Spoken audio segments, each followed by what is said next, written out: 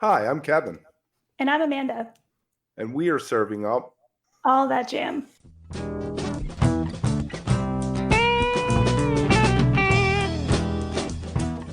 A lighthearted look at the weekend jam bands. Where we break down the jam scene's biggest stories, Talk new bands. upcoming tours, And show reviews. A little laughing, some hot takes, and an always positive message for the community. Week of March 20th, 2023.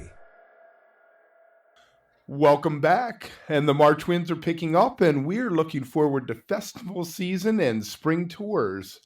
For me, Coos, this coming Saturday in Philly, I get to see the tour closer. This past week, I saw a few Billy Strings streams, some Phil. Didn't make it out. How are you, Amanda? Anything exciting this past week? This past week, I found out that I am the lucky recipient of a Railroad Earth ticket giveaway contest. So I got myself some tickets to their sold out shows in Woodstock, New York next weekend. So I will be on the East Coast also for some shows Saturday and Sunday. Very nice. Yeah, really nice surprise. And I thought, well, let's go book some flights. There you go. Well, they love you. You belong there.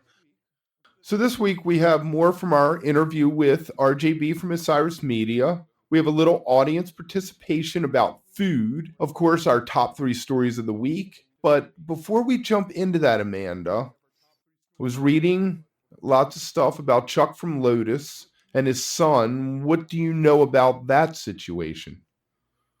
Yeah, well, I'm sure that a lot of people listening have, one way or another, kind of been made aware of this. What we know is that Chuck Morris of Lotus and his son Charlie were last seen on Thursday, so that was March 16th, and they were kayaking on Beaver Lake in Fayetteville, Arkansas. And that afternoon, when they did not return, the officials were called, and people are still out there looking. There's a GoFundMe page that has been really active, which makes me feel good. There's so much support, and it looks like it's just about at the goal of 50,000. So at this time, that search continues, and just as part of the music community, we definitely are thinking about them, their family. I heard, they had a vigil today and that they found one coat and one kayak. You just hug your loved ones is Absolutely. all I can say. We'll have to keep our eyes on that. And everybody out there, send whatever prayers, light energy you have to them. Now, let's get into some hopefully more lighter fare with the top 3 stories of the week. Awesome. All right, Kevin. Yeah, let's talk about this week's top stories. I did try to get a nice mix for us. So we're going to kind of get ourselves out of the jam band scene for some of these today, and I hope that's okay with you.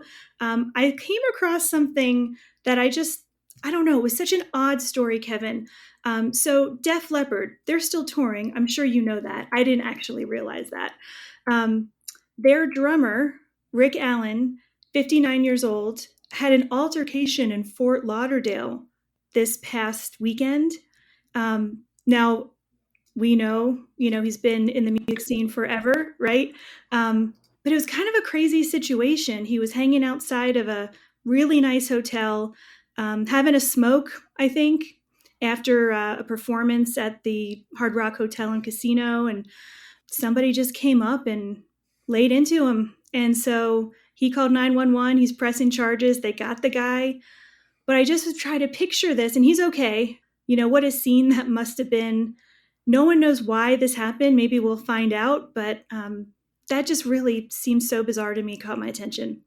I can't wait to find out what this guy was. He pissed? What didn't they do? Rock till you drop or something? I mean, Yeah, like, was he at the show? I mean, did something happen? I think he was 19 years old. Whoever this guy is, he was doing some other stuff in the area, banging windows in and, kind of on a rampage of sorts. So maybe it was just wrong place, wrong time. But I was just thinking that would be so weird that he happened to pick a famous person. And oops. apparently there was another woman there too. Yes. So who tried to intervene and Right. ended up getting her hair pulled. That's crazy. Yeah. Yeah. Nuts, right? All right. The next story in our effort to follow and track everything that is going on with the ticket situation right now, I can't stop reading about this. And I know, Kevin, you're super interested in it too. We talked last week about, The Cure and implementing a number of unique and actually kind of welcome changes in ticket pricing.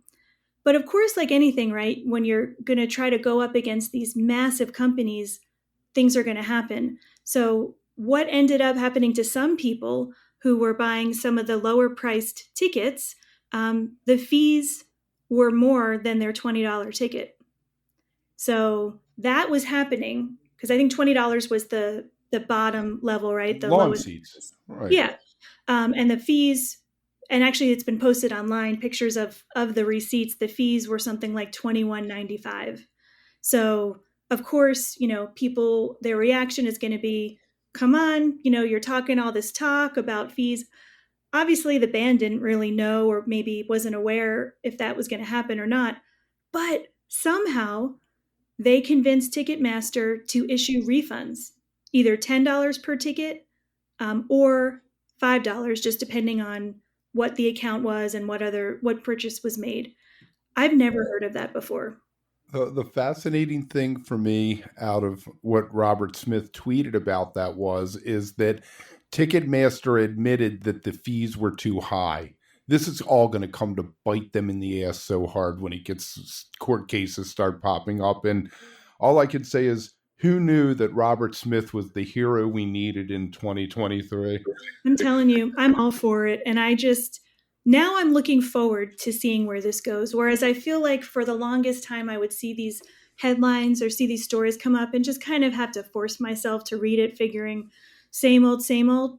Not right now. There's definitely some things happening that could have long-lasting effects. So I guess, we have to say a big, big thank you to Robert Smith. And I'm sure everybody that's going to those shows is not only excited, but probably feels pretty darn good about supporting them right now. Back in 1989, I saw the Disintegration tour, and I pulled the ticket out, and I paid $19.50. So the lawn seats are only 50 cents more 30 some years later. Isn't that really interesting, though, right? And I'm sure there are situations like that, but I know that those prices had to be negotiated pretty hard, pretty deeply to get that price. I've heard of some venues that have tiered lawns. Mm-hmm. Like the farthest back would be a $20 lawn seat, and then they have closer ones with some kind of, I guess, I don't know how you keep people from going from one That's spot. What I'm trying to think about, but there must be a way that they section it off or something. Right. I think the Hollywood Bowl is something. I don't know. I've never been there, but I keep hearing about tiers and terraces and very complicated.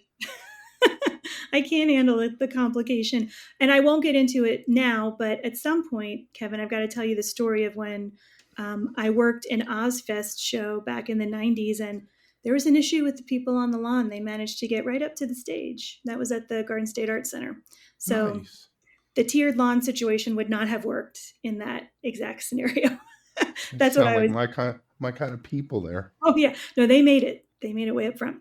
So we'll just see what happens. But I have a feeling that this is not going to go away, and hopefully there will be other artists that get similarly motivated now that they see this. Yeah, I was going to ask you.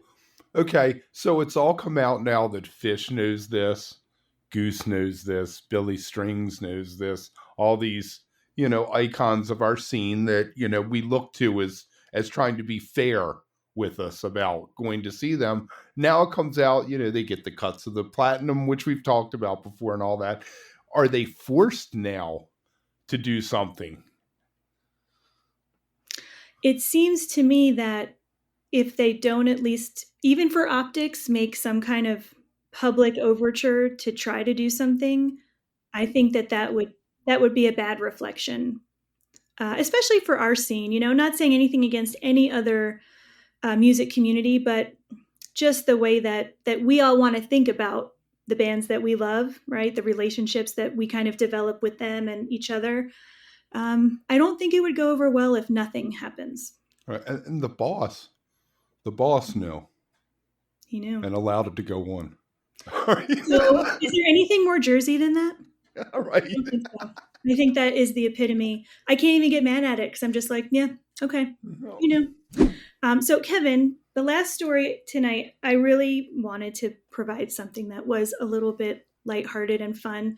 And so I give you Rick Ross. Did you know he has pet buffaloes on his 280-acre land in Georgia? I do now. Now you do. And they've been wandering free and getting onto his neighbor's property. And Free range buffaloes. Free range buffaloes in Georgia. So his estate is called the Promised Land. And I guess this is not actually the first time this has happened, but I think this is the first time TMZ has gotten a hold of this information. So a neighbor reported a most recent incident to TMZ just days ago, saying it was the second time that week that these buffalo had roamed onto her land. Now they're 2 tons each. There's 2 of them. She's worried about her kids. She went to try to talk to either Ross or somebody on his team. There was a dispute over the buffalo. I mean, I'm laughing. I'm not laughing. As a neighbor, I can't imagine what. Yeah, I feel bad for the woman and her kids. Right. I mean, I would feel the exact same way. But here's the part of this that I just literally I can't get over. So a little backstory there. The buffaloes were a gift to Ross like a year ago, March of 22, by his business partner. And there was this quote. This, you couldn't make this up. He says, "We're giving Ross these buffalo after a conversation at his birthday party. I wanted to get him a giraffe, but he wasn't ready for that commitment. So he said, let's start smaller like a cow. And I said, nope, everyone has cows. I want you to have something nobody in your state has. I'm getting you a buffalo." Everyone has cows. Everybody. I mean, it's so common it wouldn't even have been something to write home about, you know? You start small, you start with a chicken. Yeah. Yeah. So one of them is named, free range. They can free range and probably won't end up on your neighbor's property. Probably. Or if they do, I'm thinking it's a little bit of a different situation. So one of the buffaloes named Timbuktu. And apparently Ross has been converting a part of his estate to a zoo. He's got some lions. Hopefully they don't escape anytime soon. I didn't know any of this, but now I'm kind of fascinated that this is happening. So there you go. You can just imagine him with his buffalo out on the range in Georgia. All right. We will leave you with that for this week. RJ, we got to talk to RJ. It was so fun. He's such a good guy. You know, if we have questions, he doesn't hesitate to take a question from us. And, you know, he's CEO of Osiris Media, if you don't know. And we got into a little bit with him. This first piece is about something they did called Sugar Maple, which is, I guess, a deviation from what normal podcasts are, in that it had a story, original music, you know, some big name actors attached to it. So let's take a listen to that. And on the other side, we'll get back into it.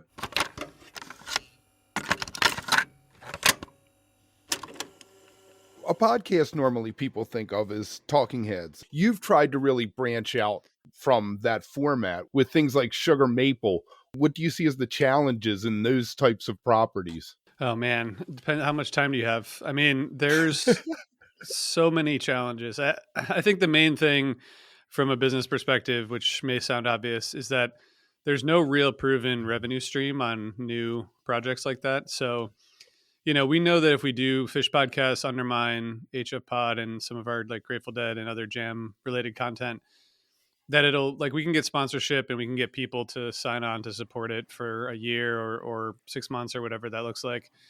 With something like Sugar Maple, which was a brand new thing, even though we had a bunch of really great musicians involved and a bunch of great actors, you know, selling that to a potential sponsor is just, it's like much harder. I think back in like 2016, 2018, there was like a real like limited series that were more highly produced, that were like telling specific stories, were much more of a thing. Now I think the advertisers at least are like, you know, ongoing shows are really what they're looking for, because the kind of limited series, there's obviously, you know, there's less on a long-term basis. So I could say that about every project we've undertaken that's not, one of our core jam band podcasts. It's hard to make money, and it's hard to get people let people wrap their head around it. So mostly challenges. And also, I guess the thing is, when you have Sugar Maple done, you listen to it once. How many people go back and listen to it repeatedly? True. Yeah, that's definitely part of it for sure. Did you do a CD with it or something? You had a bunch of songs with it, right? Original music? Yeah, we have it. It's released as an album on Spotify, Apple, so it's out there, and people are streaming it, people are listening to it, but we haven't done anything else besides just put it out there with the, with the podcast itself. So, part of the reason we did Sugar Maple was to get in front of, basically just to establish ourselves as a serious content creator. I mean, I think it's fun to do the ongoing stuff that we do that is focused on the jam band community and jam band stories, but there's a lot, I don't know, there's a lot that is risky about doing something like that.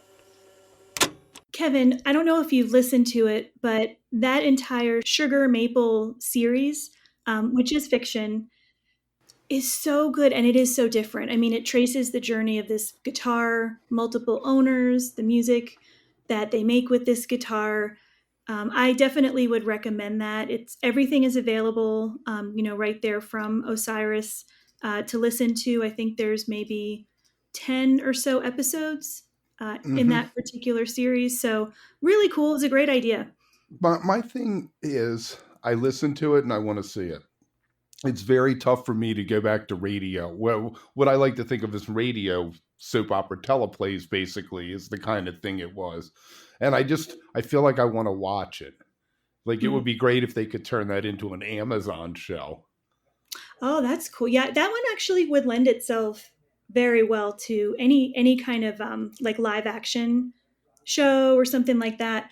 It reminded me of previous to that, and maybe still my favorite music-based podcast series where it's a limited edition thing, was the Wind of Change. I think it was 6 or 8 episodes, all about the history of that song. And that could also become an incredible documentary or something. You're right. When you're in it and immersed, it's hard not to think of the visual part. Right. Yeah. So, Kevin, in addition to sharing about Sugar Maple, RJ also talked to us quite a bit, and I think really candidly, about Osiris Live. And, if you're connected to the scene, you've definitely either attended or kind of been aware of these events that Osiris has been doing to bring musicians together with members of the Osiris team. Before we get into that part of the interview, I did want to make sure to remind everybody to like, follow, subscribe. Please leave us some reviews if you like what we do. We are at All That Jam Pod on Twitter, Instagram, and Facebook, allthatjampod.com online, and then anywhere you get your podcasts, so Apple, Spotify, you name it, you can find us. Content going out constantly, and so we hope you listen. All right, let's check this out.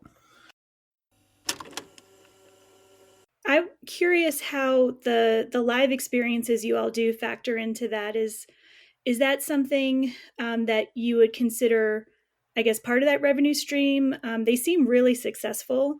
I'm sure that you all get a lot out of those. Love to know your thoughts on just how all that comes together.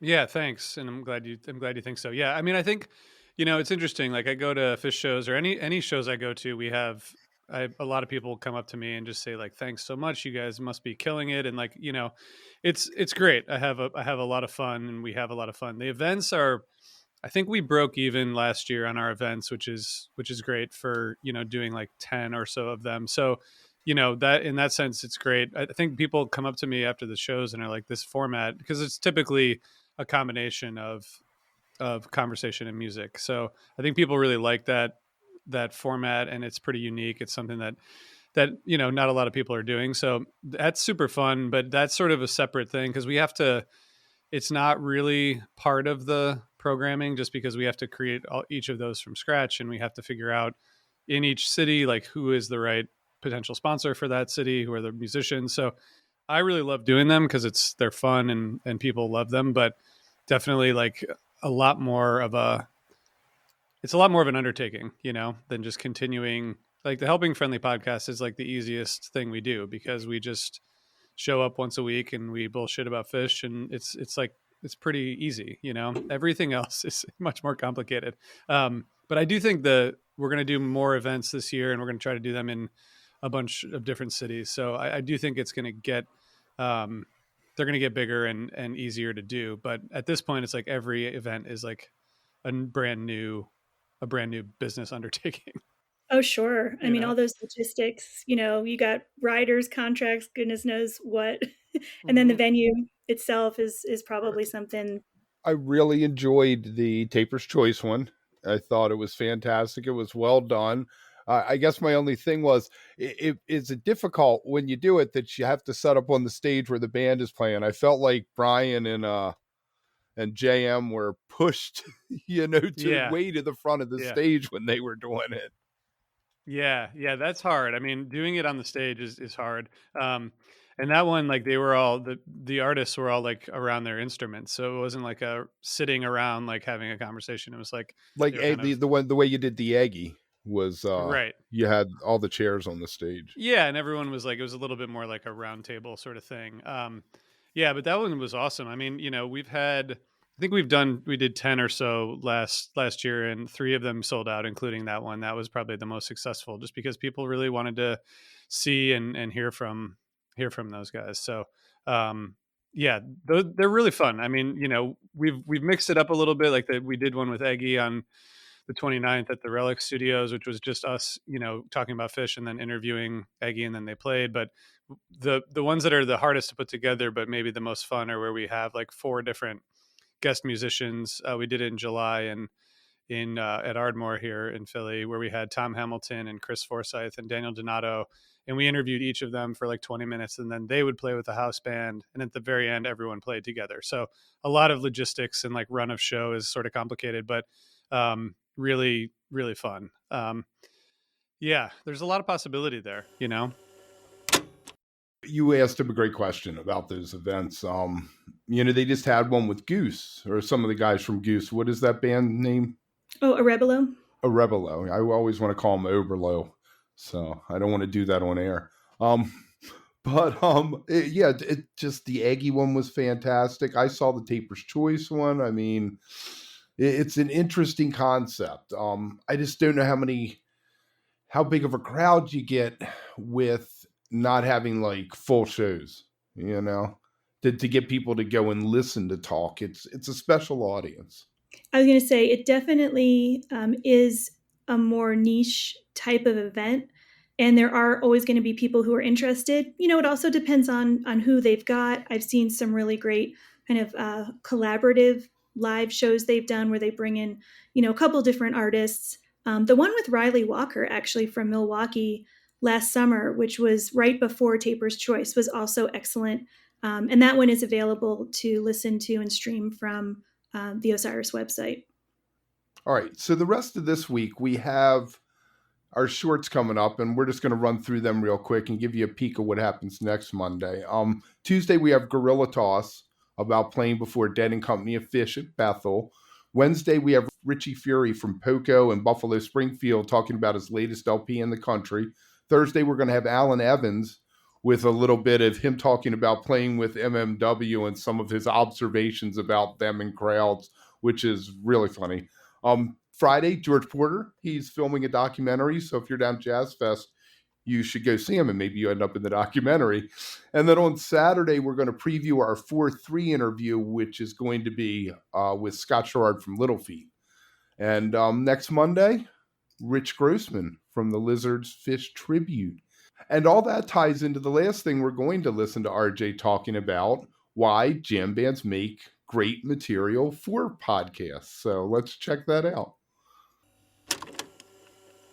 So let me ask you about jam bands and podcasts. It seems like jam bands inspire more podcasts than other forms of music. Do you think that that's because it's the content that's available? I mean, if you do Helping Friendly podcast, you could pick shows out and you really have an infinite number of episodes to do. Yeah. Yeah, I think we have a passionate, I think the passion of the fans and the interest of the fans and the obsession with statistics and the obsession with versions, like all that stuff is, I think, unique to this community, starting with the dead, of course. But I think it is different. I mean, I'm going to an event tonight here in Philly with some people from like one of the biggest hip hop networks, and there are big hip hop podcast networks, um, but there are a few of them. But that's kind of the only other genre, and I think that's because there's just so many artists and so much happening in collaborations. It's a little bit of a different animal, but yeah, I mean, jam band, jam band scene. It's so like people can't get enough, which is really great. But it's amazing to me how many of like our podcasts and other podcasts are out there, and that people really appreciate. I do think it's just we have this passionate fan base that is never satisfied with just like Do you know how many active properties you have now? active, probably like 25 or 30. Nice. And you have a whole Yeah. library of other stuff behind that. Yeah, and I'm trying to like we're trying to just focus on the ones that we think have the most interest and the most like staying power. But that kind of changes from depending on you know depending on the hosts and the content and all that stuff. So it's not as easy to tell, and it kind of changes on an ongoing basis. Yeah, you've moved into the goose space a little bit Yeah, there, but yeah, and I haven't seen a Billy Strings podcast pop up. no, there what we've talked to a couple of people who do them, and like I tell a lot of people who reach out to us, like we don't typically start like fan driven podcasts in terms of the like bringing new shows on. I usually advise people to like get started and build an audience and build the podcast, and then talk to us again, mostly because as you know, both of like doing a podcast is hard, and that's the number one thing I hear from people, which is sort of funny. But people are like, wow, this is hard. Like, and I understand that you might think it's, if you don't know that much about it, it's like, yeah, whatever, you just like press record and talk, and it can't be like that complicated. But obviously it's harder than people think. So anyway, I do think like there's a lot of happening in the community outside of Osiris, and I'm paying attention to it. And the Goose thing, like I've been a fan of theirs for a long time, and they're doing a better job than any band that I've seen besides or since Fish, really, of like bringing fans into the experience, starting with like the bingo tour that they did during the pandemic. But they're just like they're just good at bringing the fans along, and I think that'll pay off in the long term. Yeah, totally. And I think like Fish in their unique way, right? Because there's two different styles of it. It's very authentic. Yeah. And it's truly just, I think, who they are and the energy that and kind of gratefulness and joy that they seem to have for doing all of that. And Totally. I think people really feel that. Absolutely. 100%. Yeah, so Kevin, I loved this interview and just chatting with RJ because I know he asked us a bunch of questions too. But one thing is definitely clear whenever you talk to RJ or anyone from Osiris is they live jam bands just like we do, really. And I couldn't agree with him more that there is always not only great material, but just, I think, so much kind of unique content that can come out of any interaction with these bands, as we know from the ones that we talk to. So just nice to hear directly from RJ on his thoughts there, and really appreciate him coming on the show. Now, spring is springing, right? I think it's officially sprung. And that makes me think about outdoor shows. Even though I'm more of a winter person, I do like cold weather. It's hard not to get excited now that some of us are really starting to turn our heads toward warmer weather. And of course, for me, food is a very big part of that conversation. So I think I'm going to do a couple of different listener participation activities around this theme. But I wanted to just start by asking a couple different places online, what are people's favorite lot foods? And even if they have a particular person or vendor that they like to buy from, because I know I do. And actually, before I get into this, Kevin, do you have any favorites, either types of food you like to get on the lot or people that you kind of see on tour every year? I do the French bread pizza if I eat on lot, but I'm much more inclined to, since they kick you off of lot after a show, to end up at a Denny's or some greasy place. I like eggs when I'm wasted at 3 a.m. There you go. Well, there's, that's why I think that became so popular on hamburgers, but that's another story. Yeah. So for me, it's not so much food that I'm looking for, but it's Mama Mojito. I'm sure you've seen her on lot for fish because she's been around for years. And she makes such delicious mojitos. One year we brought her some fresh mint, like quite a bit, and a handle of rum. Got a bunch of free drinks. It was great. Very nice. Yeah. It's so cool that we're allowed to have the alcohol. Now, back with the dead, you couldn't get away with that on any parking lots. I mean, they had the cops on the horses. Feels like at Dick's, once you're on that lot there, they're like, it's your world. Go ahead. It really does feel that way. And I spent quite a bit of time last year at Dick's on the lot, probably the most I ever have. We had a lot of friends in town and I wanted to just show them the sights. So ended up walking around and yeah, I mean, it's a beautiful place to be. It's fun. So some of the responses that I got, some of these are kind of funny. So everything from your, kind of high level burritos in general. That's my buddy at Sapia Science on Instagram. One that I'm going to have to look for now, Good Times Maine said stir fry or peanut noodles from Suncatcher. So I'm going to have to look for them. It's nice to get some recommendations. Definitely heard from a few people like B Ruff 1976, who not only enjoys the grilled cheese sandwiches, but has made them many times himself and sold them. And then the one and only TLP, who doesn't fish, but when he's on tour, he loves to eat pho. Now, I would have a hard time trying to eat that while I'm walking around on lot, but I don't think that's what he was referencing. So, but, I want to kind of get more into this. It's fun, and it's always good to just start thinking ahead about all the good times we're going to have this summer. I know everyone's excited for it. So I would just say stay tuned because we'll have a lot more fun questions and other things coming up. About food. About food. What else is there to talk about? I mean, music too, but, it's so hot during the day sometimes, and I tend to drink during the day. So eating is just always the last thing on my mind till afterwards, and then you're famished. You're like, whatever anybody's have. That is me. That is me to a T. Also, for me, when I'm socializing, I don't want any food because that's just going to take me away from socializing. Right. And so that's true at dinner parties. That's true anywhere. Although I will do a little humble brag. I've been experimenting over the years with how much food could I bring into a venue. And it's just kind of fun at this point. Well, last year at Dick's, by the fourth night, when I saw you, I had brought in about a half a pound of M&Ms in a Ziploc bag, all manner of granola bars and other things. We had a nice little feast, and they were opening the bag. They saw it. They just let me in. So I don't know if that's just luck, but I'm going to have to take it up a notch this year and see maybe sandwiches. I don't know. If someone has ideas, I'm happy to try. Exactly. Very good. All right. We're going to leave it there this week. Make sure that you tune in every day with Sunday. We'll give you Sunday off. We'll take Sunday off. And remember, stay beautiful, but don't stay underground too long. I'll see you soon, Amanda. All right. Thanks, Kevin.